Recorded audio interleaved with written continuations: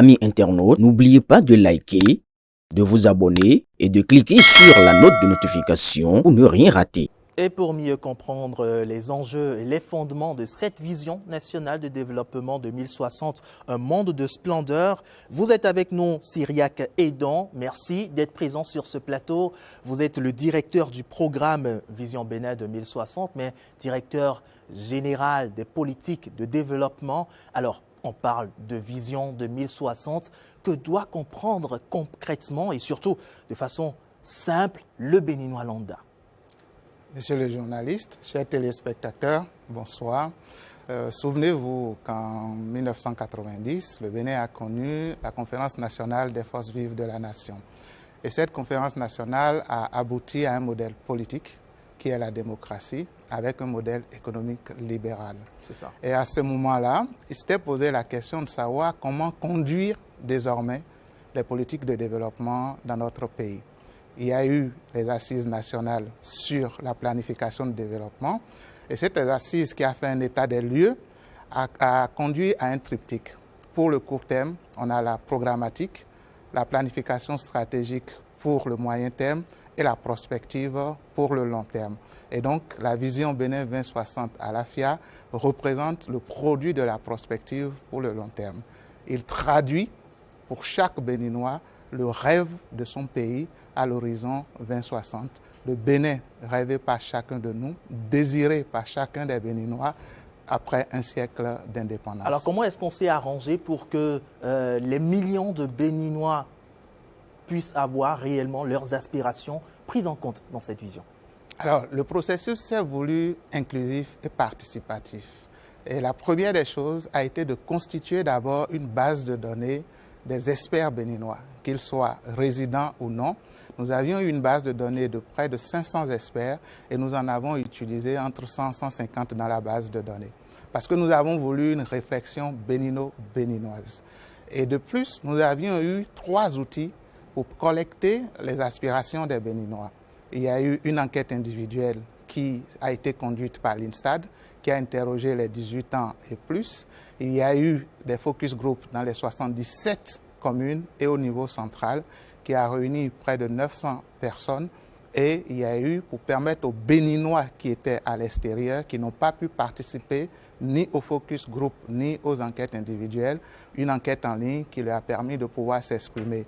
C'est mis ensemble tout cela et traité qui a permis de sortir le rêve des Béninois pour 2060. Et on parle quand même d'un rêve qui doit s'accomplir sur 35 années quand même. C'est quand même un échelonnement plutôt important. Est-ce important pour un pays tel que le Bénin d'avoir une telle vision? Tout à fait.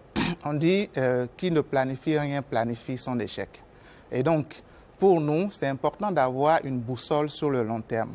On a la boussole sur le long terme qui dit où on veut être et pour chaque séquence ici de 10 ans, 3 séquences de 10 ans et une séquence de 5 ans, on dit comment faire pour pouvoir être là où nous voulons dans 35 ans.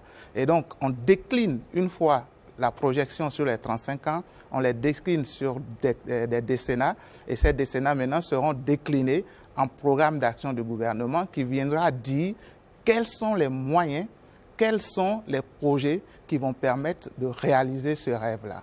Du coup, où est-ce que le Bénin se positionne alors dans 35 ans? Autrement dit, globalement, que projette alors la vision Bénin 2060?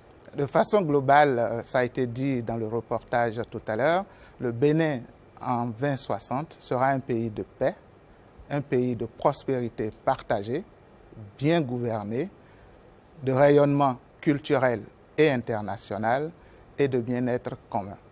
En ce gros, tout Béninois en 2060 doit pouvoir avoir accès à la santé universelle de qualité, à une éducation de qualité pour tous et moderne, et doit être fier de sa culture, enraciné dans sa culture, même s'il est résolument tourné vers la modernité. Et cette vision Bénin 2060 vient après celle dite Bénin à l'AFIA 2025. Quelle est la différence entre ces deux visions? J'aborderai sur ces 3 points qui font la différence entre ces deux visions. La première différence est dans le processus. À l'AFIA 2025 avait à l'époque autour des interrogations, à peine 2000 Béninois. On en a 22 000 cette fois-ci, avec les différentes méthodes. Et nous avons utilisé aussi les moyens modernes qui n'étaient pas disponibles à l'époque, tels que le numérique et tels que l'intelligence artificielle. Bien sûr. Maintenant, sur le contenu même du document, il y a eu une ambition beaucoup plus grande. Alassria 2025 traduisait l'ambition des Béninois de 2000. En 2025, vous convenez avec moi que cette ambition est encore plus grande et plus exigeante. Évidemment. Et donc, nous avions de nouveaux défis tels que le changement climatique, tels que l'intelligence artificielle et l'innovation technologique qui jouent un rôle important dans cette vision-là, qui sont des leviers importants pour atteindre ce rêve. Et enfin, pour le mécanisme de mise en œuvre, cette nouvelle vision a défini clairement le mécanisme avec des organes qui sont chargés pour la mise en œuvre et cela a été inscrit dans une loi. Et dans ce mécanisme de mise en œuvre, on a donné un pare-belle à la bonne gouvernance et à la redevabilité parce qu'il a été imposé que la vision doit être évaluée tous les 10 ans et transmise à l'Assemblée nationale pour pouvoir suivre son évolution. Mais quand même, le Bénin Lambda veut savoir si réellement le panier de la ménagère sera en 2060 bien meilleur qu'aujourd'hui. Bien évidemment. Selon cette vision. Bien évidemment, parce que la première phase que nous consacrons, que nous avons appelée pour les 10 prochaines années, la phase de consolidation des acquis, permettra d'accélérer le développement déjà amorcé ces 10 dernières années et d'accélérer la transformation structurelle de notre pays qui vient déjà amorcer depuis ces 10 dernières années. La transformation structurelle veut dire que nous allons produire, nous allons transformer et nous créons une chaîne de valeur et nous prônons l'économie circulaire à partir de la production, la transformation, la distribution et le recyclage. Et donc, pour tout Béninois, il y aura des emplois beaucoup plus décents parce qu'il y aura plus d'industrie que le secteur primaire et notre secteur tertiaire sera résolument tourné vers les services, mais en tenant compte de la modernité du monde dans lequel nous sommes. Très bien. Merci beaucoup d'être passé sur ce plateau, Cyriaque Edon. Je rappelle que vous êtes le directeur général des politiques de développement